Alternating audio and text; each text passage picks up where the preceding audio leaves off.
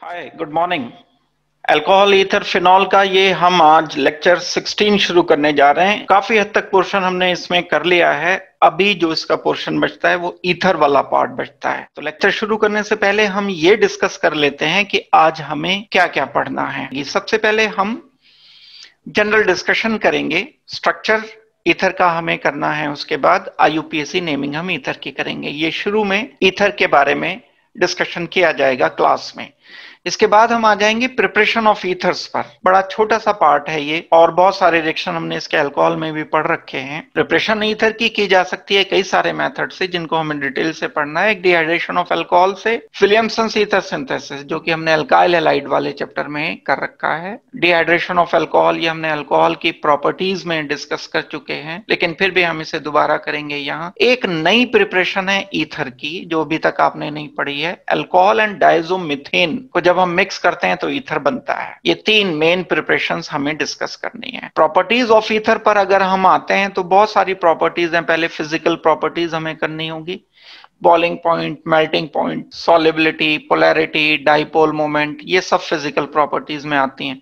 जिसमें बॉन्ड टूटते नहीं, नए कंपाउंड बनते नहीं, वो फिजिकल प्रॉपर्टीज होती हैं। उसके बारे में क्राउन ईथर्स के बारे में जानेंगे कुछ थोड़ा सा। ईथर्स कुछ स्पेशल टाइप के ईथर्स होते हैं जिन्हें हम क्राउन ईथर्स बोलते हैं। उसके बाद ईथर का हाइड्रोजन आयोडाइड के साथ क्लीवेज होकर के क्या बनता है वो हम डिस्कस करेंगे। मोस्ट इंपॉर्टेंट रिएक्शन में से एक रिएक्शन ये है ईथर्स के। फिर हम इसके बाद इलेक्ट्रोफिलिक सब्स्टिट्यूशन रिएक्शन ईथर के करेंगे and hydrolysis of ethers. Hydrolysis आप जानते हो, वाटर के प्रेजेंस में जब हम किसी कंपाउंड को क्लीवेज कर देते हैं। ईथर के हाइड्रोलिसिस का मतलब वाटर को ब्रेक कर दिया एंड ईथर को ब्रेक कर दिया, एक अल्कोहल बना, दूसरा भी अल्कोहल बना। तो हाइड्रोलिसिस ऑफ ईथर करने में जो प्रोडक्ट्स हैं उनके हम मैकेनिज्म भी डिस्कस करेंगे। And electrophilic substitution reaction further. अब अंडरस्टूड है, जब हमने बोला इलेक्ट्रोफिलिक सब्स्टिट्यूशन रिएक्शन तो जरूर बेंजीन रिंग आ गया होगा बीच में। बेंजीन वाले ईथर ये रिएक्शन देंगे, जैसे बेंजीन OCH3। जो बेंजीन वाले ईथर हैं उनको इन रिएक्शन को देना चाहिए। अब जब ये रिएक्शन होंगे तो बेंजीन रिंग में होंगे। बेंजीन रिंग में अगर ये रिएक्शन होंगे तो ऑर्थो पैरा पोजीशन पर होंगे। ब्रोमिनेशन, नाइट्रेशन, फिडलक्राफ्ट एल्काइलेशन, सल्फोनेशन, ये सब इलेक्ट्रोफिलिक सब्स्टिट्यूशन रिएक्शंस हैं। तो चलिए हम शुरू करते हैं। शुरुआत जनरल डिस्कशन से। ईथर क्या होते हैं, स्ट्रक्चर उनके क्या है, आईयूपीएसी नेमिंग इनकी क्या है। अगर हम ईथर के स्ट्रक्चर्स को एक क्विक रिव्यू करते हैं तो कहां से आते हैं ईथर्स। ईथर्स अल्कोहल से ट्रांसफॉर्म किए जा सकते हैं। अल्कोहल के स्ट्रक्चर में अगर हम हाइड्रोजन हटा दें अल्कोहल से और उसमें एक H ग्रुप इंट्रोड्यूस कर दें, सॉरी एक R ग्रुप इंट्रोड्यूस कर दें। अल्कोहल है, हमने ये एक H हटा दिया, या हम इस H को हटाकर यहां R ग्रुप इंट्रोड्यूस कर दें। R ग्रुप इंट्रोड्यूस करने पर जो बन जाएगा वो ROR बन जाएगा। ये जो ROR बना है इसको बोला जाएगा कि ये ईथर है। अब इस ईथर में ये ऑक्सीजन दो अल्काइल ग्रुप के बीच में सैंडविच्ड है। दो अल्काइल ग्रुप के बीच में सैंडविच होने का मतलब ये है कि ये दब गया है दो अल्काइल ग्रुप के बीच में। जैसे एक मान लो CH3 है, एक और CH3 है, इसके बीच में ये ट्रैप कर गया, दब गया, सैंडविच हो गया। जैसे सुबह को सैंडविच खाते हो नाश्ते में, दो ब्रेड्स के बीच में कोई चीज हम बीच में स्लाइस रख लेते हैं, किसी चीज स्लाइस या कोई और रख लेते हैं, तो ये दो अल्काइल ग्रुप के बीच में। अब ये अल्काइल ग्रुप सेम भी हो सकते हैं, डिफरेंट भी हो सकते हैं। ये दोनों अल्काइल ग्रुप मिथाइल मिथाइल भी हो सकते हैं, या ये दोनों अल्काइल ग्रुप डिफरेंट भी हो सकते हैं। इस तरह से हम इन्हें कंसीडर कर सकते हैं। तो ईथर में दो तरीके हैं सोचने के। आप एक एल्केन ले लो, एल्केन का H हटाकर OR ग्रुप इंट्रोड्यूस कर दो, ये भी तो ईथर बनेगा ना, R ऑक्सीजन R। और दूसरा काम आप क्या कर सकते हो, ROH ले लो, यहां से H हटाओ, H हटाने पर बाहर से R ग्रुप इंट्रोड्यूस कर दो, तो भी ईथर ही बनेगा। ईथर ये दो टाइप के बन सकते हैं। दोनों R ग्रुप अगर सेम है तो सिमेट्रिकल ईथर हम इन्हें नाम देंगे, और अगर ये दोनों R ग्रुप डिफरेंट आ जाते हैं, ROR' आ जाता है, तब हम इसको नाम देंगे कि ये अनसिमेट्रिकल या मिक्स्ड ईथर है। एक बात मैंने आपको बड़ी सिंपल सी बताई, इसमें बहुत ज्यादा कोई मुश्किल बात नहीं है, तो टाइम इसमें ज्यादा नहीं लगाएंगे हम। एल्केन से H हटाया, RO ग्रुप इंट्रोड्यूस कर दिया, ये डिफरेंट है R, ये वाला R इस R से डिफरेंट है, तो ये अनसिमेट्रिकल बना ईथर, इसको बोलोगे इस वाले ईथर को अनसिमेट्रिकल। अगर ये भी आर होता, ये भी आर सेम, तो सिमेट्रिकल ईथर बोलते। इसी तरह से अल्कोहल लिया हमने, अल्कोहल से हमने एच हटा दिया, ये एसिडिक हाइड्रोजन जो अल्कोहल का है, और हमने आर ग्रुप बाहर से इंट्रोड्यूस कर दिया डिफरेंट, तब इसमें फॉर्मेशन हो जाएगी ईथर की एक। ऐसे ही अगर हम वाटर लें, वाटर में तो दो एच होते हैं, ये हाइड्रोजन हटा दिया, ये हाइड्रोजन हटा दिया, दोनों हाइड्रोजन हटाकर दो आर ग्रुप इंट्रोड्यूस कर दिए, सेम या डिफरेंट, तो भी ईथर बन जाएगा। So we can also say that ethers are derivative of water. तो एल्केन के डेरिवेटिव बोले जा सकते हैं कि हमने एल्केन से बनाया इन्हें, अल्कोहल के डेरिवेटिव बोले जा सकते हैं, alkyl derivative of alcohol, alcohol से एच हटाया, आर ग्रुप इंट्रोड्यूस किया। वाटर के डेरिवेटिव बोले जा सकते हैं, वाटर में ये वाला एच हटाकर, ये वाला एच हटाकर हमने इसमें प्रोड्यूस कर दिया एक ईथर। ये वाला सिमेट्रिकल बना क्योंकि इसमें दोनों आर ग्रुप सेम आ गए। तो एक ये बेसिक हमने डिस्कस किया ईथर के बारे में, ये आते कहां से हैं, प्रिपरेशन तो अभी हम इसकी करेंगे। स्ट्रक्चर पर आते हैं ईथर्स की। अभी तक जो बात पता चली, आर ओ, आर को आप ईथर बोलते हो, दैट मीन्स जो बॉन्ड है इसमें कार्बन ऑक्सीजन कार्बन, जब हम स्ट्रक्चर की तरफ चलेंगे तो कार्बन ऑक्सीजन कार्बन की हम इसमें बात करेंगे। अगर जनरल फॉर्मूला भी बात करें हम, जनरल फॉर्मूला ईथर का क्या होगा, ये तो फंक्शनल ग्रुप तो हो गया, हार ऑक्सीजन हार, ये लिंकेज पोलैरिटी, कार्बन ऑक्सीजन की इलेक्ट्रोनेगेटिविटी में difference, oxygen is more electronegative than carbon, so this carbon must be positive, partial negative.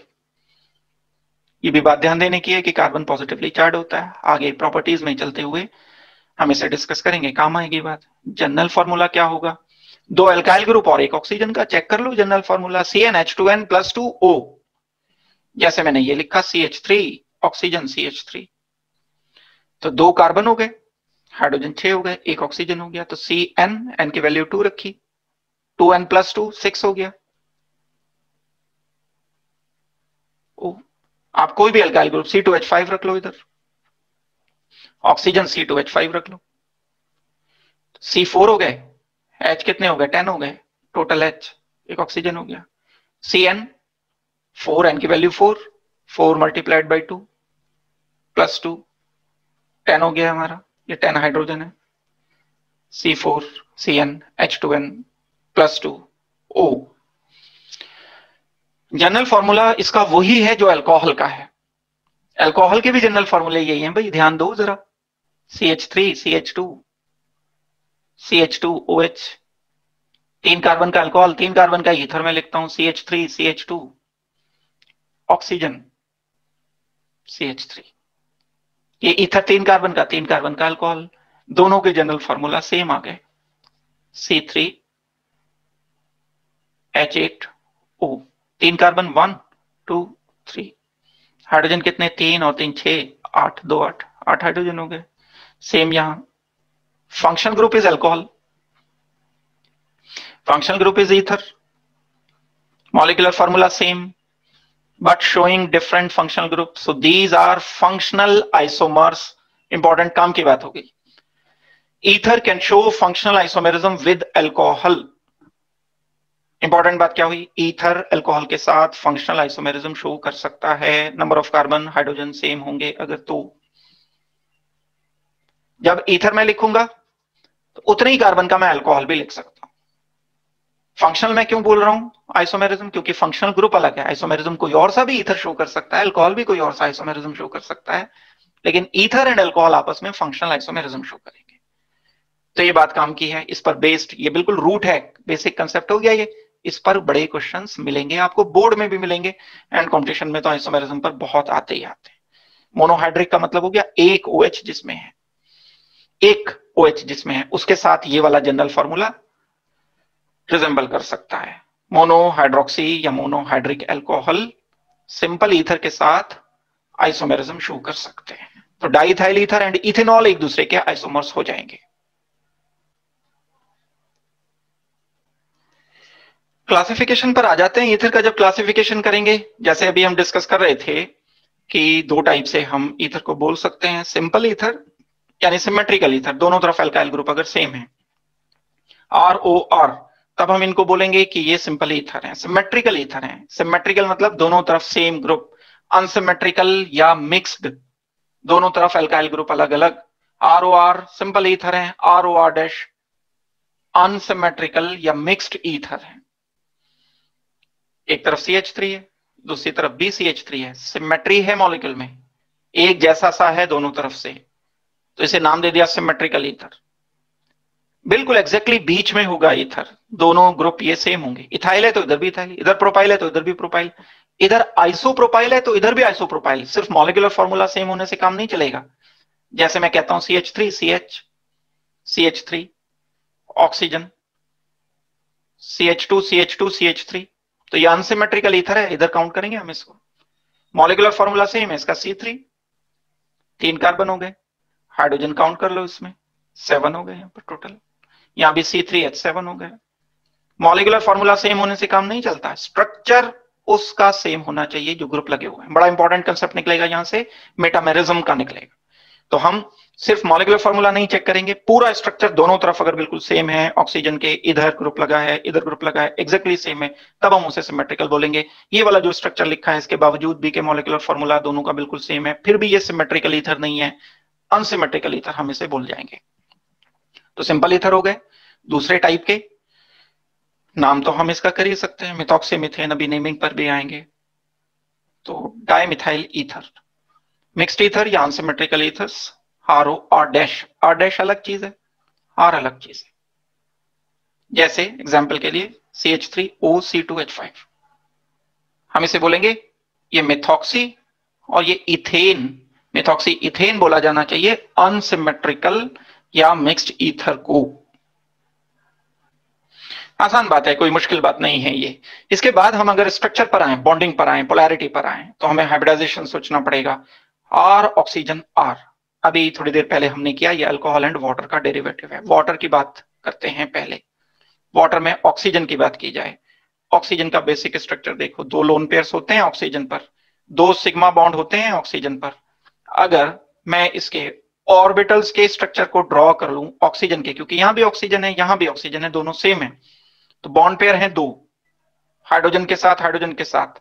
Lone pairs हैं 2, ये लोन पेयर जो बॉन्ड नहीं बना रहे हैं, ये हाइड्रोजन से बॉन्ड बना रहे हैं, तो ये सिग्मा बॉन्ड है, ये सिग्मा बॉन्ड है। मुझे हाइब्रिडाइजेशन क्या करना होता है, sigma bond and lone pair को लेकर के करना होता है। तो हाइब्रिडाइजेशन sp3 है, sp3 है तो टेट्राहेड्रल हुआ करता है। बना लो टेट्राहेड्रल। टेट्राहेड्रल में 2 पोजीशन पर तो बॉन्ड पेयर्स हैं, वाटर का बना रहा हूं स्ट्रक्चर अभी, 2 पोजीशन पर लोन पेयर है, ये लोन पेयर वाली पोजीशन है 1 2, लिख दी मैंने। ये 2 पोजीशन बॉन्ड पेयर की या सिग्मा बॉन्ड्स की, वो मैंने लिख दी। तो अब जब मॉलिक्यूल को कोई देखेगा दूर से, ये जो डिस्टेंस है ये वाला, ये डिस्टेंस तो बॉन्ड डिस्टेंस के कंपैरिजन में नेग्लिजिबल है, बहुत कम है, तो ऐसा नजर आएगा ये मॉलिक्यूल। ऑक्सीजन एक तरफ लिखोगे आप इसमें H और दूसरी तरफ आप लिखोगे H, H हो गया, H हो गया। डायरेक्शन तो इसका लोन पेयर का यही रहेगा, लेकिन आएगा ऐसा नजर, आएगा ऐसा नजर, तो इसे हम बोलेंगे वी शेप्ड या बेंट। वाटर बेंट ज्योमेट्री का होता है। वाटर में ही हमें क्या करना है, वाटर से ही तो ईथर बनाया था अभी थोड़ी देर पहले, जहां पर H लगे हुए थे, उन्हीं डायरेक्शन को मेंटेन रखते हुए, डायरेक्शन को चेंज नहीं किया हमने, उन H की जगह R ग्रुप लिख दिए, तो बॉन्ड एंगल लगभग उतना ही रहेगा। लगभग बोल रहा हूं मैं, एग्जैक्टली नहीं, लीनियर नहीं हो जाएगा ये कि ईथर को आप लीनियर लिखना शुरू कर दोगे। तो जैसे वाटर बेंट होते हैं ऐसे ईथर बेंट होते हैं, ऐसे अल्कोहल में ROH बेंट होते हैं। इसका कारण हाइब्रिडाइजेशन है, ऑक्सीजन का हाइब्रिडाइजेशन, क्योंकि sp3 है इसलिए ऐसा कुछ देखने को मिल रहा है। अगर हाइब्रिडाइजेशन हम sp3 लिखते हैं तो ये बेंट होगा। हाँ, एक चीज और हम कंसीडर कर सकते हैं कि अगर bond pair repulsion and loan pair bond pair repulsion की बात की जाए, वाटर की ही बात करें पहले, क्योंकि वाटर को ही हम ईथर बना रहे हैं। H की जगह अगर मैं यहां R लिख दूंगा तो ईथर बन जाएगा। अब जो bond pair and lone pair repulsion होता है वो ज्यादा होता है बॉन्ड पेयर रिपल्शन के कंपैरिजन में। ये बॉन्ड पेयर एक दूसरे को रिपेल करते हैं, और साथ में कई सारे रिपल्शन का रिजल्ट होता है ना, ये एक रिपल्शन हो रहा है लोन पेयर में, एक रिपल्शन हो रहा है लोन पेयर बॉन्ड पेयर में, एक रिपल्शन हो रहा है बॉन्ड पेयर में। सबसे कम होता है बॉन्ड पेयर रिपल्शन, उससे ज्यादा होता है लोन पेयर, उससे ज्यादा होता है लोन पेयर। तो ये एग्जैक्ट टेट्राहेड्रल एंगल से काफी कम एंगल होता है। ये एंगल 109.5 डिग्री जो टेट्राहेड्रल एंगल है वो नहीं होता, उससे रिड्यूस हो जाता है, क्योंकि दो तरफ loan pair bond pair repulsion exceed कर रहे हैं बॉन्ड पेयर रिपल्शन को, इसलिए ये कम होकर लगभग 105 के आसपास आ जाता है। ऐसी ही कुछ कहानी ईथर में भी आएगी। ईथर में भी मोर और लेस इसी तरह से हमें करना पड़ेगा। तो देखो, स्ट्रक्चर को समझने के लिए जैसे हमने वाटर के सारे रिपल्शंस को कंसीडर किया है, थोड़ा अंतर आएगा ईथर में वाटर में एंड ईथर में थोड़ा सा फर्क आएगा। हम लिख लेते हैं स्ट्रक्चर CH3 OCH3। हाइड्रोजन के रेस्पेक्ट में ये CH3 बहुत बड़ा ग्रुप है। हम अगर बोलें सैकड़ों गुना तो ज्यादा नहीं होगा, एक्सीड नहीं करेगा, ठीक बोलेंगे। हाइड्रोजन के रेस्पेक्ट में ये CH3 तो बहुत बहुत बहुत बड़ा ग्रुप है, हाइड्रोजन के रेस्पेक्ट में मैं बोल रहा हूं। अगर यहां ये रिपल्शन मैं कंसीडर कर रहा हूं, bond pair to bond pair, lone pair to bond pair, तो यहां ये बात बिल्कुल करेक्ट है कि lone pair bond pair repulsion ज्यादा हैं, ये लेस हो जाते हैं, जिसकी वजह से जो एक्चुअल एंगल था 109.5 इसका, वो कम होकर 105 के आसपास रह जाता है, लगभग 105 डिग्री रह जाता है। लेकिन इस ईथर के केस में क्या होगा, ये loan pair bond pair repulsion definitely ज्यादा है, कोई प्रॉब्लम की बात नहीं है, ये loan pair bond pair repulsion काफी ज्यादा है, अपना ये वर्क कर रहा है। लेकिन यहां जो बॉन्ड पेयर रिपल्शन के साथ साथ बड़े ग्रुप होने की वजह से ये बड़े ग्रुप एक दूसरे को दूर भगाने की कोशिश करते हैं, जिसे हम बोलते हैं स्टेरिक रिपल्शन।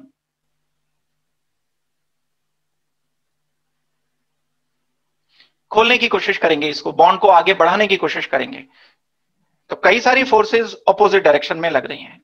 लोन पेयर को रिपेल कर रहा है, लोन पेयर बॉन्ड पेयर को कर रहा है, ये ग्रुप को कर रहा है। जब ग्रुप को रिपेल करेगा तो ये बॉन्ड को बढ़ाने की कोशिश करेगा। तो जो वाटर में छोटा एंगल था 105, उससे ये एंगल स्टेरिक रिपल्शन बढ़ जाने की वजह से ये बॉन्ड एंगल इंक्रीज हो जाएगा, ये लगभग 111.7 डिग्री के आसपास आ जाता है। तो ये बात यहां डिस्कस करने की है कि ईथर में बॉन्ड एंगल, इसके बावजूद भी कि लोन पेयर बॉन्ड पेयर यहां पर एक्सीड करते हैं, loan pair bond pair repulsion ज्यादा होते हैं, उसके बावजूद भी ईथर में बॉन्ड एंगल बढ़ जाते हैं, क्योंकि ईथर में अल्काइल ग्रुप के साइज बड़े हैं, दो अल्काइल ग्रुप एक दूसरे को रिपेल करते हैं, रिपेल कर देने की वजह से स्टेरिक रिपल्शन होगा, वो ग्रुप दूर भगाएंगे, बॉन्ड एंगल बढ़ता चला जाएगा।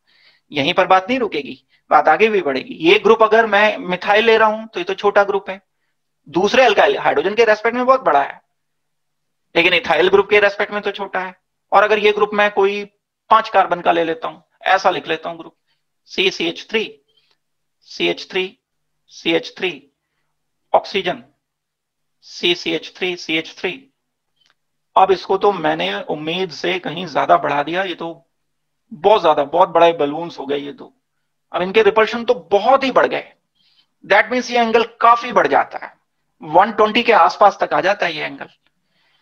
ये अगर मैं टर्शियरी ब्यूटाइल ग्रुप ले लेता हूं अल्काइल की जगह, तो इसमें एंगल में स्ट्रेन बढ़ जाता है। एक और शब्द मैंने नया बोल दिया, यहां स्ट्रेन बढ़ जाएगा, एंगल स्ट्रेन बढ़ता चला जा रहा है, बॉन्ड की पोटेंशियल एनर्जी बढ़ती चली जा रही है, बॉन्ड टूटना आसान होता चला जा रहा है, रिएक्टिविटी ईथर की बढ़ती चली जा रही है, ये सारी बातें रिलेटेड होंगी।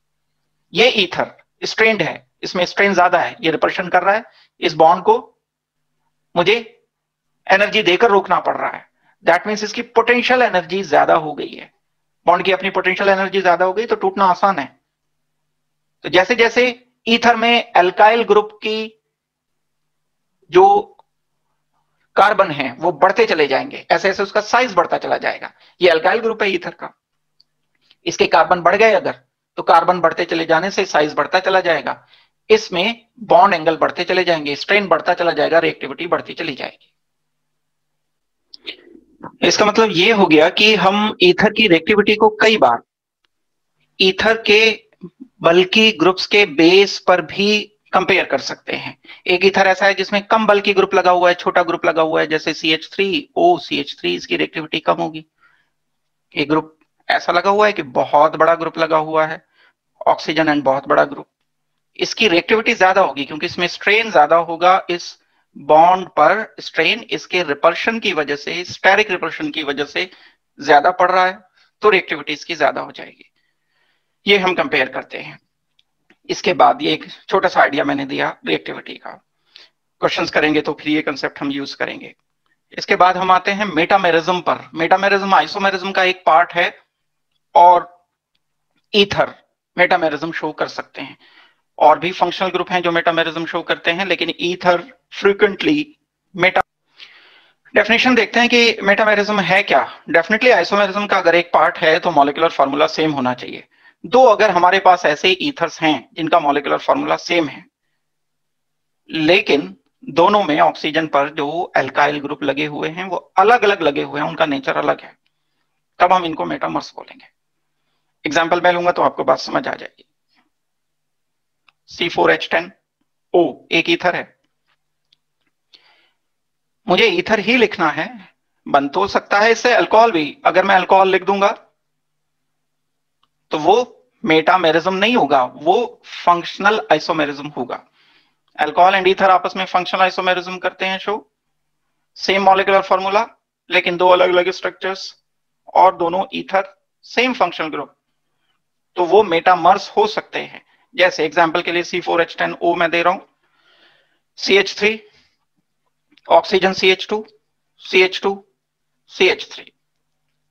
सेकेंड एग्जांपल इसी का पहला एक मैंने लिखा, सेकेंड एक मैंने लिखा, CH3 CH2 oxygen CH2 CH3। ये इथाइल ग्रुप है, ये इथाइल ग्रुप है, C2H5 C2H5। ये CH3 ग्रुप है, मिथाइल प्रोपाइल ग्रुप है। इन दोनों का मॉलिक्यूलर फार्मूला सेम है। फर्स्ट का 4 कार्बन है, 10 हाइड्रोजन है, ऑक्सीजन 1 है। 4 कार्बन है 1 2 3 4, 10 हाइड्रोजन है, 1 ऑक्सीजन है। सेकेंड एंड फर्स्ट के मॉलिक्यूलर फार्मूला सेम है, लेकिन स्ट्रक्चर में डिफरेंस है। क्यों है स्ट्रक्चर में डिफरेंस? क्योंकि दोनों तरफ एल्काइल ग्रुप अलग अलग लगे, इधर मिथाइल है इधर प्रोपाइल है। इसमें इधर इथाइल है, मिथाइल चेंज होके इथाइल हो गया, प्रोपाइल चेंज होके इथाइल हो गया। ऐसे कोई भी दो स्ट्रक्चर्स जिनमें ऑक्सीजन के दोनों तरफ, ईथर में ऑक्सीजन के दोनों तरफ अलग अलग एल्काइल ग्रुप लगे हों लेकिन उनका मॉलिक्यूलर फार्मूला सेम हो, तो ऐसे स्ट्रक्चर्स को हम बोलते हैं कि ये मेटामर्स हैं, और इस फिनोमेनन को बोला जाता है कि ये मेटामेरिज्म है। हम कैसे डिफाइन कर सकते हैं मेटामेरिज्म को? Ethers having same molecular formula but different alkyl groups attached on either side of oxygen. इस ऑक्सीजन के दोनों तरफ, पहले वाले में एक तरफ मिथाइल है एक तरफ प्रोपाइल है, PR लिख दिया मैंने, यहां एक तरफ इथाइल है, ET लिख दिया, एक तरफ इथाइल है। यहां ग्रुप अलग है, यहां ग्रुप अलग है, मॉलिक्यूलर फार्मूला सेम है, ये मेटामर्स होंगे। किसी और फंक्शनल ग्रुप में भी मेटामेरिज्म हो सकता है, कीटोन में हो सकता है, एमीन्स में हो सकता है, एस्टर्स में हो सकता है, लेकिन ईथर की ये कैरेक्टरिस्टिक प्रॉपर्टी है। अब ऐसा नहीं है कि आइसोमेरिज्म मेटामेरिज्म बस इसी तरह से हमें अल्काइल ग्रुप का मॉलिक्यूलर फार्मूला ही चेंज करना है। मॉलिक्यूलर फार्मूला चेंज करने की जगह ऐसा भी हो सकता था, जैसे C4 है H10O, एक मैंने लिखा CH3 oxygen CH2 CH2 CH3, first structure. Second, अब मैं इसे मिथाइल ही रहने देता हूं, इसको चेंज करता हूं, लेकिन कार्बन तो 3 ही रखने पड़ेंगे, लेकिन ब्रांचिंग कर दी मैंने, CH CH3 CH3। ये प्रोपाइल ग्रुप है, आइसोप्रोपाइल ग्रुप है। इनफैक्ट मैंने क्या किया, 3 कार्बन ब्रांच वाला लिख दिया, कार्बन नंबर 2 से ऑक्सीजन कनेक्ट किया, और यहां ब्रांचिंग नहीं, स्ट्रेट चेन, इसे बोला जाता है N प्रोपाइल, इसे बोला जाता है आइसोप्रोपाइल। मिथाइल एक रहा, ये भी मेटामर्स है, इनको भी मेटामर बोला जाए, ये तो है ही मेटामर जो भी मैंने लिखे थे। अगर मैं एक लिख देता हूं C2H5 ऑक्सीजन C2H5, ये तो मेटामर होंगे ही होंगे। ये 1 हो गया, ये 2 है, ये थर्ड है। यहां तो अल्काइल ग्रुप ही चेंज हो गए हैं, यहां अल्काइल ग्रुप चेंज नहीं हुए हैं, मिथाइल से मिथाइल रहा, 3 कार्बन से 3 कार्बन रहे, लेकिन यहां ब्रांचिंग चेंज हो गई है, यहां प्रोपाइल से आइसोप्रोपाइल ग्रुप आ गया है। तब हम ऐसे ही फंक्शनल ग्रुप सेम रहेगा, ईथर रहेगा, ईथर का ईथर ही, तो ये मेटामर्स ही कहलाएंगे दोनों केस में। मेटामेरिज्म के बारे में एक बात और है, अगर आप इसे ध्यान से देखते हो, ये फर्स्ट लिख रहा हूं मैं दोबारा नीचे, एक चीज और इसमें मॉनिटर करनी है, एनालाइज करनी है। इस ऑक्सीजन को मैंने शिफ्ट कर दिया आगे, यहां एक कार्बन इधर ले लिया, ऑक्सीजन इधर कर दिया, ऑक्सीजन खिसका दिया आगे, पोजीशन चेंज कर दी, सो कॉल्ड आपने पढ़ रखा है अगर, पोजिशनल आइसोमर बना दिया, carbon carbon, oxygen carbon and carbon. मैं बिल्कुल बोल सकता हूं कि यहां ऑक्सीजन की पोजीशन अलग है, यहां ऑक्सीजन की पोजीशन अलग है, ये पोजिशनल आइसोमर है, बिल्कुल है, लेकिन पोजिशनल आइसोमर्स में और इसमें एक खास डिफरेंस है। जब पोजिशनल आइसोमर्स में हम किसी की पोजीशन चेंज करते हैं तो एल्काइल ग्रुप का नेचर चेंज नहीं होता, Cl 1 पर है, अगर मैं इसे उठा के 2 पे कर देता हूं तो 4 कार्बन की चेन पहले भी थी, 4 कार्बन की चेन अब भी है, 1 क्लोरोब्यूटेन 2 क्लोरोब्यूटेन, ब्यूटेन का ब्यूटेन ही रहा, पेरेंट कार्बन चेन में कोई अंतर नहीं आया। तो पोजिशनल आइसोमर्स में पेरेंट कार्बन चेन में अंतर नहीं आता पोजीशन चेंज कर देने से, लेकिन यहां पर जब मैंने ऑक्सीजन की पोजीशन को चेंज किया है, तब चेंज करने से, ये पहले था मिथॉक्सी प्रोपेन, अब जब मैंने ऑक्सीजन की पोजीशन चेंज की, अब ये carbon chain, parent carbon chain ही चेंज हो गई, अब ये हो गया ethoxy ethane. That means positional isomers हैं मेटामेरिज्म, लेकिन स्पेशल टाइप के हैं कि पोजीशन चेंज कर देने से साइड ग्रुप या अल्काइल ग्रुप का नेचर चेंज हो जाता है। वो स्पेशल टाइप के पोजिशनल आइसोमर्स जिसमें फंक्शनल ग्रुप की पोजीशन चेंज कर देने से साइड ग्रुप का नेचर चेंज हो जाता है, पेरेंट कार्बन चेन का नेचर चेंज हो जाता है, उसको बोलते हैं हम कि ये मेटामेरिज्म है। एक टाइप का मेटामेरिज्म जो रिलेट किया जाता है पोजिशनल आइसोमेरिज्म से। दूसरे टाइप का मेटामेरिज्म, अगर मैं इन दोनों को कंसीडर करता हूं, इसमें तो वो वाली बात नहीं है जो हमने ऊपर की, इसमें तो मैंने कार्बन यहां 3 लिए, यहां 2 लिए, यहां 1 लिया, यहां 2 लिए, लेकिन इस केस में 3 कार्बन इधर हैं, 3 कार्बन ही इधर हैं, यहां 1 कार्बन है, यहां 1 कार्बन है, यहां पर हम इनफैक्ट ब्रांचिंग कर रहे हैं। जैसे मैंने 1 कार्बन लिया, उसके साथ 3 कार्बन की चेन ये लगा दी, अब मैंने 3 कार्बन की चेन 1 से ना जोड़कर कार्बन नंबर 2 से जोड़ दी, दैट मींस इसकी ब्रांचिंग कर दी, कार्बन ऑक्सीजन कार्बन कार्बन लिख के इस कार्बन को तोड़कर यहां कनेक्ट कर दिया, रहे टोटल 3 कार्बन ही, तो मैं इसे बोल सकता हूं कि ये ब्रांचिंग कर दी है। दूसरा टाइप का मेटामेरिज्म अपीयर हो सकता है जब हम ब्रांचिंग कर देते हैं, यानी चेन आइसोमर्स बना देते हैं। जो चेन कार्बन की है ईथर में, एल्काइल ग्रुप है, अगर मैं उस पर चेंज ले आता हूं, कार्बन चेन ही चेंज कर देता हूं, तो इससे भी मेटामेरिज्म अपीयर हो जाता है। तो ईथर में मेटामेरिज्म, बेसिक बात 3 बातें मैं बताऊंगा, इसको ध्यान रखो, तो मेटामेरिज्म में कंफ्यूजन नहीं होगा, अदरवाइज इसमें कंफ्यूजन बड़ा आता है।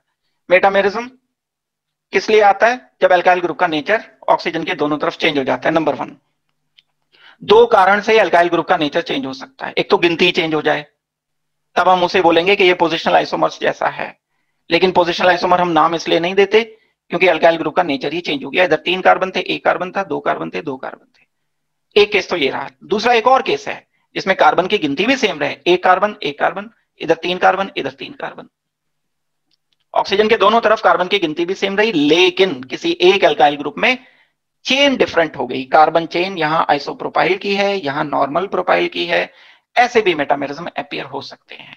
ये है तरीका मेटामेरिज्म को समझने का। तो सिंपल प्रॉब्लम मेटामेरिज्म की आ सकती है, इतना जितना डिस्कशन मैंने किया इसे सोच के समझ के फिर उसके बाद मेटामेरिज्म की प्रॉब्लम लगाओगे तो आपको बात समझ अच्छी तरह से आ जानी चाहिए। जो बातें मैंने बताई हैं वही है, डेफिनेशन मैंने आपको समझा दी, ये डेफिनेशन है। और मेटामर्स किस वजह से हो सकते हैं? या तो चेन आइसोमेरिज्म की वजह से हो सकते हैं या पोजिशनल की वजह से दोनों के एग्जांपल मैंने 4 कार्बन लेकर के आपको डिस्कस किए, और ये एग्जांपल मैं आपको अभी थोड़ी देर पहले बता चुका हूं।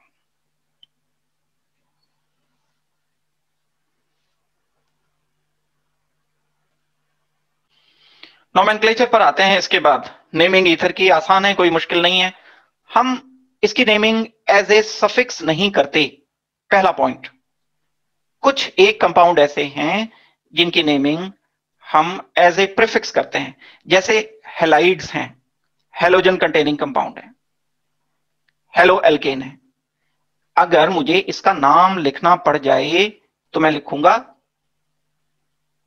1 क्लोरोब्यूटेन। ये ब्यूटेन है, 4 कार्बन की चेन हो गई, 1 पोजीशन पर क्लोरो, 1 क्लोरो ब्यूटेन। अब इसमें अगर मैं आपको बताता हूं तो मैंने 2 या 3 बड़े सिंपल वर्ड्स यूज किए हैं। ये 3 वर्ड मैंने यूज किए। 1 क्लोरो फंक्शनल ग्रुप है, यहां Cl, इसे लिखा गया है एज ए प्रीफिक्स। यूजुअली हम नेमिंग लिखते हुए इसको शुरू में नहीं लिख रहे होते बाकी फंक्शनल ग्रुप में। जैसे अल्कोहल की नेमिंग करते हैं तो हम लिखते हैं एल्केनॉल, ऑल बाद में लिखा है, प्रोपेनोन, ओन बाद में लिखा है, ब्यूटेनोइक एसिड, ओइक एसिड बाद में लिखा है। सफिक्स की तरह से लिखते हैं, सफिक्स मतलब जो बाद में लिखा जाता है। ये 2 कंपाउंड्स ऐसे हैं, एक ईथर, एक क्लोरीन वाला, हेलो क्लोरो ब्रोमो आइडो वाला, जिसमें हम इनके फंक्शनल ग्रुप के नाम पहले लिखते हैं, प्रीफिक्स लिखते हैं, और इनको एल्केन का डेरिवेटिव कहा जाता है। इसका नाम हमने लिख दिया और बाकी जो बचा 1 2 3 4 ब्यूट मतलब 4 कार्बन, इसको बोला जाएगा ब्यूट को कि ये एक वर्ड रूट है। वर्ड रूट वो होता है जो कार्बन की संख्या को पेरेंट कार्बन चेन में इंडिकेट करता है, वर्ड रूट। और एन इंडिकेट करता है सफिक्स को। सफिक्स 2 टाइप के होते हैं, एक प्राइमरी सफिक्स होता है जो जरूर होता है, बिना प्राइमरी सफिक्स के आईयूपीएसी नेम नहीं होगा, बिना वर्ड रूट के आईयूपीएसी नेम, जो बिल्कुल सबसे ज्यादा जरूरी है आईयूपीएसी नेमिंग, इन 2 के अलावा तो हो ही नहीं सकती। एक वर्ड रूट जरूर होगा, एक एन, इन, आइन जरूर होगा। ये सिस्टमैटिक आईयूपीएसी नेमिंग की मैं बात कर रहा हूं। एन प्राइमरी सफिक्स है, इन प्राइमरी सफिक्स है, आइन प्राइमरी सफिक्स है। ये इंडिकेट करता है कि ये सैचुरेटेड है। इसके बाद कोई और फंक्शनल ग्रुप होता तो हम और बाद में लिख देते और उसे बोलते कि वो सेकेंडरी सफिक्स है, ये तो प्राइमरी सफिक्स हो गया। जैसे ब्यूटेनॉल होता तो एन प्राइमरी सफिक्स हो गया, ऑल जो होता वो सेकेंडरी सफिक्स हो जाता। एक और बाद में जो पहले लिखे जाते हैं वो प्रीफिक्स लिखे जाते हैं।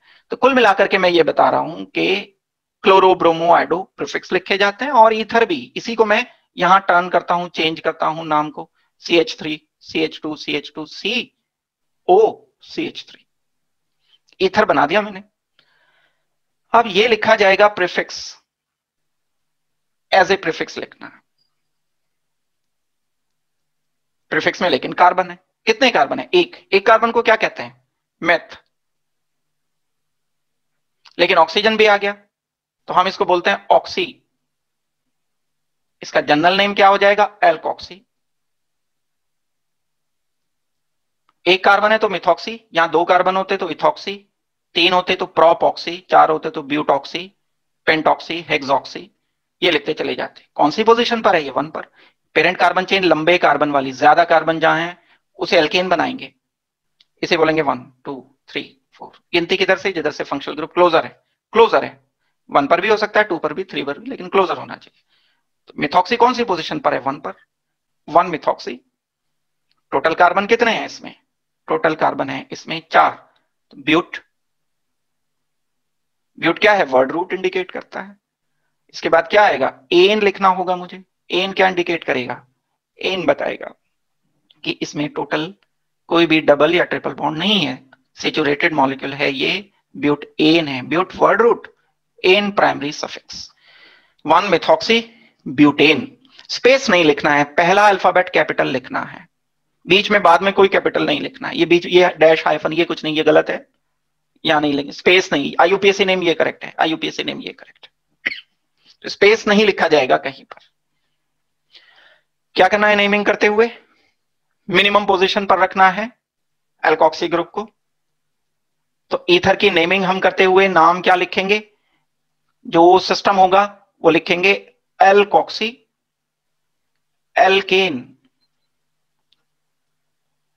एल्कोक्सी एल्केन का मतलब एल्कोक्सी ग्रुप जो पहले लिखा जाएगा प्रीफिक्स, एल्केन का मतलब क्या हो गया कि जिस पेरेंट कार्बन चेन पर ईथर ग्रुप लगा हुआ है। अब इसमें डबल बॉन्ड भी हो सकता है, ट्रिपल बॉन्ड भी हो सकता है। अगर डबल या ट्रिपल बॉन्ड हुआ, ध्यान देने की बात है, जैसे OCH3 है, तो प्रायोरिटी दी जाएगी डबल बॉन्ड को। ये प्रीफिक्स है, इस प्रीफिक्स की जगह कोई बड़ा फंक्शनल ग्रुप होता, OH होता, कार्बोक्सिलिक एसिड होता, तो गिनती हम कार्बोक्सिलिक एसिड से अल्कोहल वाली साइड से करते। लेकिन अगर डबल बॉन्ड प्रेजेंट है तो double bond ether and chlorine या ब्रोमीन या आयोडीन प्रीफिक्स के साथ डबल बॉन्ड है, तो डबल बॉन्ड को मिनिमम पोजीशन पर लाने के लिए हम काउंटिंग करेंगे। अब मैं इसका नाम लिखूंगा 4 मिथॉक्सी। 4 ये मेथ, एक carbon, oxygen oxy, 4 methoxy but. अब एन तो नहीं रहा ना, ये प्राइमरी सफिक्स तो एन की जगह इन हो गया। कौन सी पोजीशन पर है? 1 पर, but 1 ene. Primary suffix change हो गया, वर्ड रूट वही है, ब्यूट। 4 मिथॉक्सी प्रीफिक्स मैं लिख रहा हूं। ये IUPAC नेमिंग होनी चाहिए इस तरह के कंपाउंड की। और देखो एक एग्जांपल छोटा सा, बिल्कुल सिंपल सा एग्जांपल यहीं पर लिख रहा हूं। कार्बन डबल बॉन्ड कार्बन है, इधर कार्बन हो गया, इधर कार्बन, यहां पर लिखा है OCH3। काउंटिंग करना, सही करना इंपॉर्टेंट है। अगर मैं काउंटिंग इधर से कर देता हूं 1 2 3 4, गलत काउंटिंग है क्योंकि कार्बन नंबर 3 पर डबल बॉन्ड आया है, 2 पर नजदीक ये OCH3 ग्रुप आ गया है। सही काउंटिंग क्या होनी चाहिए?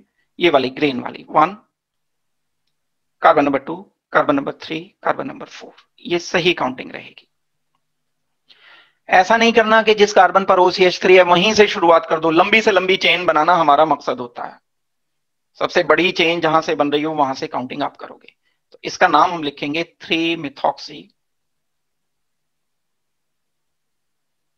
ब्यूट 1 इन। इसमें 3 मिथॉक्सी प्रीफिक्स हो जाएगा, ब्यूट वर्ड रूट है, 1 इन इसमें प्राइमरी सफिक्स है, सफिक्स नहीं प्राइमरी सफिक्स। सेकेंडरी सफिक्स क्या होते हैं? Ol, oic acid, OH, oyl chloride, one, al, ये सेकेंडरी सफिक्स हैं जो बाद में लिखे जाते हैं। जो प्राइमरी सफिक्स होंगे वो क्या होंगे? मिथॉक्सी, क्लोरो या मिथाइल या इथाइल या कोई और ग्रुप, हम इनको बोलते हैं प्रीफिक्स। प्रीफिक्स क्या होंगे? जो पहले लिखे जाते हैं, वर्ड रूट से इमीडिएटली जो पहले लिखे जाते हैं वो प्रीफिक्स बोले जाते हैं। वर्ड रूट के बाद जो बोले जाते हैं वो सफिक्स बोले जाते हैं। सफिक्स 2 होते हैं, primary and secondary. Primary further 3 ही होंगे, या तो एन होगा या इन होगा या आइन होगा। सेकेंडरी सफिक्स यानी फंक्शनल ग्रुप बहुत सारे हो सकते हैं। तो ये बताते हुए अब मैं आपको ईथर की नेमिंग डिस्कस कर रहा हूं, शुरू कर रहा हूं। हमें एक ग्रुप कंपाउंड गिवन है CH3 OCH3। तो इधर तो दोनों सिमेट्रिकल सेम है, चाहे गिनती इधर से करो या इधर से करो। इधर से कर लेते हैं गिनती 1, इसको मुझे प्रीफिक्स लिखना पड़ेगा, तो ये हो जाएगा मिथॉक्सी मिथेन। ये IUPAC नेमिंग है, एल्कोक्सी अल्केन यानी मिथॉक्सी मिथेन। कॉमन नेमिंग भी, कॉमन नेमिंग में हम इसे ईथर की तरह बोलते हैं। कोई रूल नहीं है फिक्स कॉमन नेमिंग का, लेकिन फिर भी हम इसे बोलेंगे डाइमिथाइल। 2 मिथाइल है, CH3 dimethyl, ether will be common naming. And methoxy methane is IUPAC name of this compound. अब ये अनसिमेट्रिकल ईथर है। दूसरा, नेसेसरीली काउंटिंग अब इधर से होगी 1 और 2, लंबी चेन इधर छोटी बनती।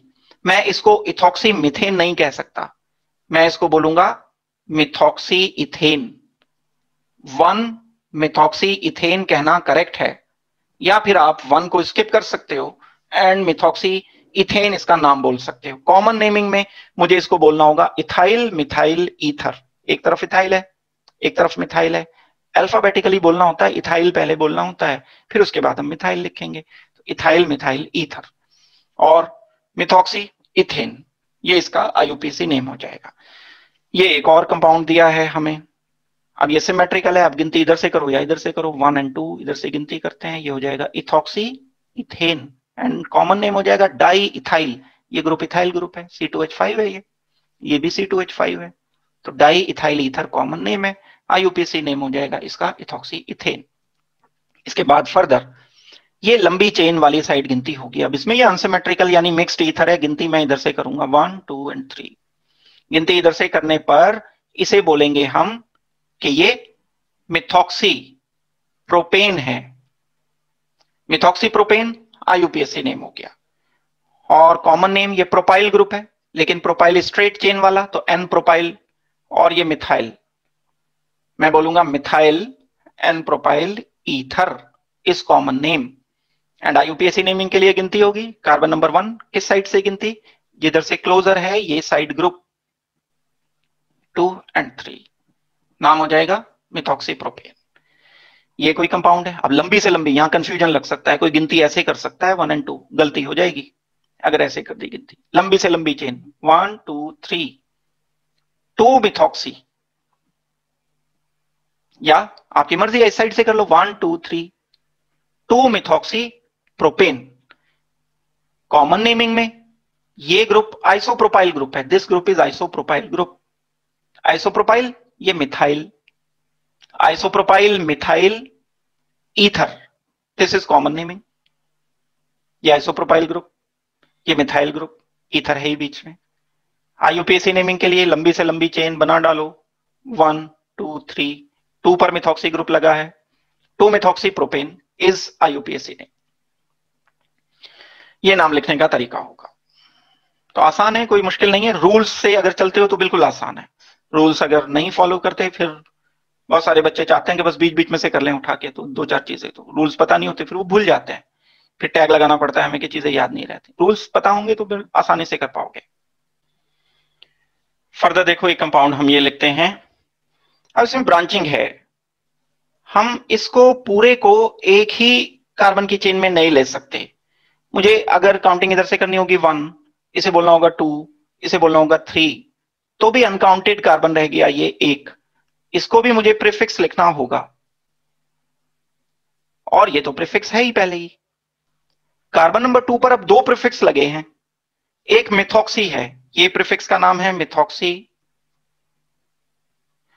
और एक कार्बन नंबर 2 पर प्रीफिक्स लगा है मिथाइल, और लंबी से लंबी चेन बनी 3 कार्बन की जिसे मैंने नाम दिया प्रोपेन। तो पेरेंट कार्बन चेन तो बन गई प्रोपेन की। इस प्रोपेन पर प्रीफिक्स, यानी 2 प्रीफिक्स, प्रीफिक्स मतलब जो पहले लिखे जाते हैं वो लिखने हैं, 2 मिथॉक्सी एंड 2 मिथाइल। यहां पर ऊपर लिख रहा हूं मैं, जगह नहीं बची, 2 मिथाइल। तो इसका नाम हो जाएगा compound 2 methoxy 2 methyl propane. Common naming नहीं है, ये आईयूपीएसी नेमिंग है। और जब मैं इसकी कॉमन नेमिंग करने पर आऊंगा तो एक तरफ तो ग्रुप लगा हुआ है, फिर मुझे देखना होता है कॉमन नेमिंग करने के लिए कि ग्रुप ये कौन कौन से लगे हैं। ग्रुप लगा हुआ है एक, ये वाला ग्रुप, ये ग्रुप है ट्रेशरी ब्यूटाइल 1 2 3 4, 4 कार्बन है, 4 कार्बन में ट्रेशरी कार्बन से ऑक्सीजन लगा हुआ है, तो कॉमन नेमिंग में इसको बोलते हैं हम ट्रेशरी ब्यूटाइल। और ये है मिथाइल, नाम होगा इसका treasury butyl methyl ether. Tertiary butyl का बी क्योंकि पहले आ रहा है तो इसलिए पहले लिखा गया है, ज्यादा कार्बन की वजह से नहीं। टर्शरी ब्यूटाइल मिथाइल ईथर इसका कॉमन नेम हो जाएगा। तो ये नाम लिखने के तरीके हैं, इंपॉर्टेंट है नेमिंग, ये ध्यान से करनी होगी आपको। कॉमन नेमिंग भी आ जाती है। एक ये कंपाउंड है, ये कंपाउंड की अगर आईयूपीएसी नेमिंग, तो बेंजीन को तो बेंजीन कहते हैं आईयूपीएसी नेमिंग में। ये मिथॉक्सी ग्रुप हो गया, मेथऑक्सी ज्यादा कार्बन बेंजीन के हैं तो methoxy benzene is IUPAC naming, या 1 मिथॉक्सी बेंजीन बोल दो। कॉमन नेमिंग इसकी एनिसोल है। एनिसोल आपको याद रखना पड़ेगा कि इसको हम इसको एनिसोल बोल रहे होते हैं। Anisole benzene OCH3 methoxy benzene IUPAC name. ये अगर इथाइल ग्रुप है ऑक्सीजन तो ethoxy benzene is IUPAC naming. और कॉमन नेमिंग इसकी आपको याद रखनी पड़ेगी, फिनेटॉल इसे बोलते हैं।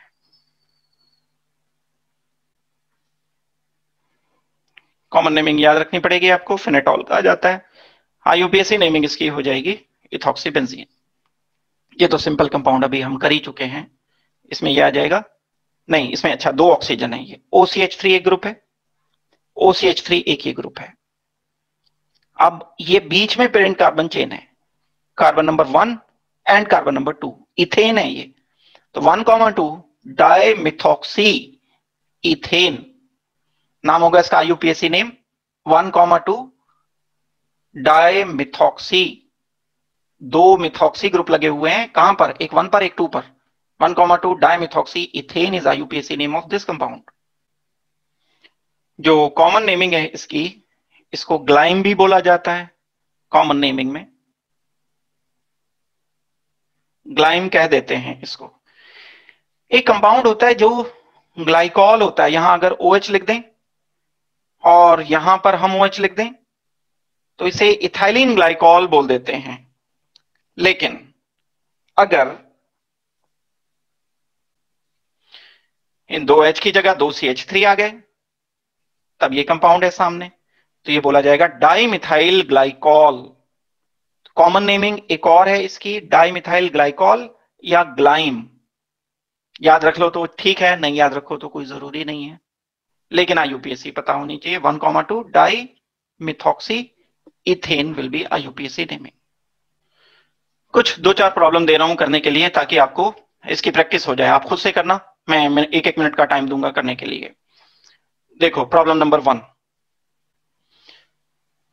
ये एक प्रॉब्लम मैंने लिखी है, इसे सॉल्व करो आप और आंसर मुझे बताओ। सबसे पहला पॉइंट इसमें नेमिंग करने में, डबल बॉन्ड एंड ईथर में हम प्रेफर करते हैं डबल बॉन्ड को।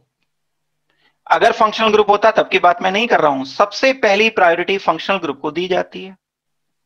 कौन सा फंक्शनल ग्रुप? अल्कोहल होता या एल्डिहाइड होता या कार्बोक्सिलिक एसिड होता, RCOH ग्रुप, तो काउंटिंग करने में हम इसको प्रायोरिटी देते, पहली प्रायोरिटी। उसके बाद हम डबल या ट्रिपल बॉन्ड को प्रायोरिटी देते हैं। उसके बाद हम प्रायोरिटी देते हैं प्रीफिक्स को। प्रीफिक्स कौन कौन से हैं? जैसे RO ग्रुप, जैसे हेलोजन ग्रुप, जैसे नाइट्रो ग्रुप, जैसे मिथाइल ग्रुप, ये बाद में आता है सबसे। तो डबल बॉन्ड भी है, ये प्रीफिक्सेस भी हैं, तो मुझे डबल बॉन्ड की तरफ से गिनती करनी है। हाँ, अगर इधर OH आ जाता फिर चेंज हो जाता भाई। मान लो ये OH होता तो ये तो फंक्शनल ग्रुप आ गया, ये तो पहली प्रायोरिटी वाला है, ये ऑर्डर याद रखो बस। फिर मैं बोलता 1, 2, 3 एंड 4। लेकिन अल्कोहल की तो नेमिंग हम कर चुके हैं, ये हम ईथर की कर रहे हैं, तो इसका नाम होना चाहिए 2,4 डाई मिथॉक्सी ब्यूट 1 इन। इस इन की यानी डबल बॉन्ड की पोजीशन हमने बता दी कि ये 1 है। 2,4 डाई मिथॉक्सी ब्यूट 1 इन, ये IUPAC नेमिंग होगा इसका। सेकंड प्रॉब्लम दे रहा हूं, ये भी पहले खुद ट्राई करके फिर उसके बाद आंसर देखना, पॉज करके चेक कर लेना। ये क्वेश्चन नंबर 2 मैंने दिया है करने के लिए, इसको जल्दी से सॉल्व करके बताओ। सबसे पहले सॉल्व करने के लिए हमें काउंटिंग सही करनी है। सही काउंटिंग कर दी तो बिल्कुल ठीक हो जाएगा। इसको सॉल्व करो और आंसर लिखो, फिर उसके बाद चेक करो। देखो जब हम इसमें नंबरिंग करेंगे तो डबल बॉन्ड तो दोनों तरफ से सेम पोजीशन पर आ रहा है, डबल बॉन्ड डिसाइड नहीं कर रहा है। मैं काउंटिंग अगर इधर से करता हूं 1, 2, 3, तो 3 पर डबल बॉन्ड शुरुआत हो गई। इधर से काउंटिंग करता हूं 1, 2, 3, तो इधर से भी 3 पर, दोनों तरफ से सेम पर है। लेकिन इधर से OCH3 2 पर आ रहा है, तो अब मैं काउंटिंग नेसेसरीली इस साइड से करूंगा 1, 2, 3, 4, 5, 6। ज्यादा से ज्यादा चीजें फॉलो हो जाएं ताकि ये 3 पर भी आ गया, 2 पर भी आ गया OCH3। इधर से मैं काउंटिंग करता ये दूर हो जाता। बाकी नाम लिखना अब इसका आसान है, कोई मुश्किल काम नहीं है। नाम हो जाएगा इसका 2-मिथॉक्सी हेक्स 3 इन। 2-मिथॉक्सी प्रीफिक्स है, हेक्स क्या है? वर्ड रूट है। वर्ड रूट मतलब पेरेंट कार्बन चेन में जिसमें ज्यादा से ज्यादा कार्बन गिने गए हों उसमें कार्बन की संख्या को इंडिकेट करने के लिए एक शब्द होता है, वर्ड रूट बोला जाता है। Meth, prop, but, pent, hex, hept, ये सब। इन क्या है? डबल बॉन्ड, उसकी पोजीशन बताना जरूरी है। 1 स्किप कर सकते हैं बस। एक ही प्रॉब्लम नंबर 2 समझा दी मैंने। नंबर 3 पर आते हैं प्रॉब्लम पर। ये मैंने क्वेश्चन नंबर 3 लिख दिया। बड़ी टेक्निकल प्रॉब्लम है, बहुत लॉजिकल इसमें रूल्स लगते हैं। पहली बात तो इसे समझना, कुछ लोगों को जिनको बॉन्ड लाइन रिप्रेजेंटेशन में कमांड नहीं है पहले उसे सीखें कि ये लिखा कैसे है, क्या चीज लिख दी मैंने। तो बॉन्ड लाइन रिप्रेजेंटेशन पहले आप इसे सीखोगे, मैं इसे आपको बता रहा हूं कि इस मॉलिक्यूल का मीनिंग क्या है। देखो ये मैंने इसको ट्रांसलेट कर लिया, इसका मतलब ये हो गया, ये पता ही होगा आप लोगों को ज्यादातर को। अब काउंटिंग का क्वेश्चन है कि काउंटिंग हम किस साइड से करें, दो साइड से करके देखते हैं। काउंटिंग मैंने इधर से की 1, 2, 3, ये 2 है यहां, फिर 4 आ गया, 5, 6, 6 कार्बन की चेन बना दी।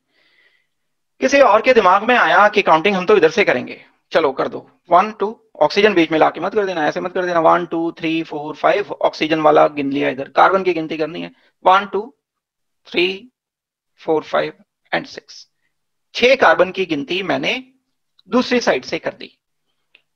रूल हमारा ये है कि जो प्रीफिक्सेस होते हैं उन्हें मिनिमम पोजीशन पर लाना होता है। लेकर क्या हो, जब मैंने रेड वाली पॉइंट से काउंटिंग की तो 2 पर आ रहा है एंड 5 पर आ रहा है, मैं लिख देता हूं यहां 2 एंड 5। जब मैंने ब्लू वाली साइड से काउंटिंग की तो ये 2 पर एंड 5 पर आ रहा है, तो भी सेम पोजीशन है। साइड ग्रुप की पोजीशन सेम होने के बाद भी नाम अलग अलग लिखा जाएगा। यहां 2 पर इथॉक्सी आएगा, अगर मैं काउंटिंग इस साइड से कर रहा हूं 1 2 तो 2 पर मिथॉक्सी आ गया, और अगर काउंटिंग मैं इस साइड से कर रहा हूं तो 2 पर इथॉक्सी आएगा, तो ये तो गड़बड़ हो गई। एक नए रूल की जरूरत पड़ती है ऐसे केस में जब दोनों तरफ से पोजीशन सारे ग्रुप्स की सेम आ रही हो, तब हम अल्फाबेटिकल ऑर्डर फॉलो करते हैं। पूरी बात सुननी है। ऐसे केस में कंडीशनल है, ऐसे नहीं कि बस हम अल्फाबेटिकल ऑर्डर फॉलो करते हैं। ऐसे केस में जब दोनों तरफ से ये नंबर सेम आ रहे हों, फिर भी डिफरेंट नेमिंग आ रही हो, तब हमें अल्फाबेटिकल ऑर्डर पे ध्यान देना है। यानी, और अल्फाबेटिकल ऑर्डर कैसे फॉलो करोगे, मिनिमम से मिनिमम पोजीशन पर कम से कम वाला अल्फाबेट आप रखोगे। अगर मैं इधर से चलता हूं नीली वाली साइड से तो 2 पर आ रहा है मिथॉक्सी एम, और अगर मैं रेड वाली साइड से चलता हूं 1 2 तो 2 पर आ रहा है इथॉक्सी ई। तो मिनिमम यानी 2 नंबर पर ई आना, ये रूल फॉलो हो रहा है। कम से कम पोजीशन पर हमें छोटे से छोटा अल्फाबेट लाना होता है, हमेशा नहीं, जब तब दोनों तरफ से नंबरिंग करने पर सेम सेट बन रहा हो। इधर से 2 5 का बना, इस साइड से भी 2 5 का बना, दोनों तरफ से 2 5 के सेट बन गए। अगर इसे कहते हैं, अगर लोवेस्ट सेट रूल के अकॉर्डिंग हम नंबरिंग नहीं कर पा रहे हैं। समझाने के लिए एक क्वेश्चन लिख रहा हूं, और ऊपर साथ के साथ आंसर तो मैं बता ही दूंगा। यहां पर मैं एक क्वेश्चन लिख रहा हूं समझाने के लिए, बड़ा सिंपल वे में आपको बात समझ आ जाएगी। ये जो मैंने क्वेश्चन लिखा है, यहां हम अल्फाबेटिकल ऑर्डर फॉलो नहीं करेंगे। कंफ्यूजन इसी में लगता है, सारी गलती यही होती है। क्यों नहीं फॉलो करेंगे, क्योंकि यहां तो सेट ही कॉमन नहीं बन रहा है, दोनों तरफ से सेम सेट नहीं बन रहा है। इस साइड से मैंने गिनती की 1 2 3 4, ये 1 पर आया मिथॉक्सी, इथॉक्सी ग्रुप आ गया 3 पर। इस साइड से मैं दूसरी साइड से काउंटिंग करता हूं, अगर इसको बोल दिया 1 2 3 4, तो ये 2 पर आया, ये 4 पर आया, तो यहां तो हमें जरूरत ही नहीं है, यहां तो मिनिमम पोजीशन वाला रूल फॉलो हो रहा है, तो मुझे अल्फाबेट नहीं देखने हैं। यही वाली काउंटिंग सही है जो पहले की है रेड वाले से, ये वाली काउंटिंग गलत है क्योंकि इसमें दूर आ रहे हैं alkoxy groups parent carbon chain पर। ये अल्फाबेट वाला रूल तब फॉलो करना है जब दोनों तरफ से गिनती सेम आ रही हो और सेम पोजीशन पर ग्रुप आ रहे हो। दैट मींस लोवेस्ट सेट के अकॉर्डिंग हम डिसाइड नहीं कर पा रहे हो। तो अब आ जाते हैं इसका नाम लिखने पर। नाम, पहले बात तो काउंटिंग कौन सी करेक्ट है, काउंटिंग ये वाली करेक्ट है, ये 1 2 3 4 5 एंड 6, जिसमें हमने 2 पर इथॉक्सी ग्रुप को लिखा है, ये रेड वाली काउंटिंग करेक्ट है। ये ब्लू वाली जिसमें 1 2, इसमें मिथॉक्सी, क्योंकि मिथॉक्स का एम जो होता है वो बाद में आता है, तो ये वाली काउंटिंग नहीं करनी है। नाम लिखते हुए मुझे क्या लिखना पड़ेगा, नाम लिखते हुए मुझे लिखना होगा 2 इथॉक्सी 5 मिथॉक्सी। मिथॉक्सी ग्रुप मुझे क्या लिखना होगा, 5 पोजीशन पर 2 इथॉक्सी 5 मिथॉक्सी, और पेरेंट कार्बन चेन का नाम लिख दो। बाकी जो है क्या है, पेरेंट कार्बन चेन 6 कार्बन की चेन है, हेक्स, और साथ में एन। क्या इंडिकेट करता है एन, प्राइमरी सफिक्स। ये इस कंपाउंड का सही नाम होगा। बड़ा लॉजिकल नेम है और बड़ा सिंपल सा रूल है। कॉम्पिटिशन में ये छोटे छोटे चेंजेस वेरिएशन पर दे देते हैं, तो आप इसको बड़ी अच्छी तरह से करोगे। तो अभी IUPAC नेमिंग तक के पोर्शन में मैं आपको इतना ही करा रहा हूं। प्रैक्टिस के लिए असाइनमेंट में दूंगा आपको, असाइनमेंट करना, रूल्स इतने पढ़ करके समझने के बाद असाइनमेंट करने हैं। अगली क्लास में हम करेंगे preparation of ethers, important portion रहेगा। तो आज के लिए thank you very much, good luck and बड़ी अच्छी तरह से दिवाली मनाओ आप लोग। Thank you very much.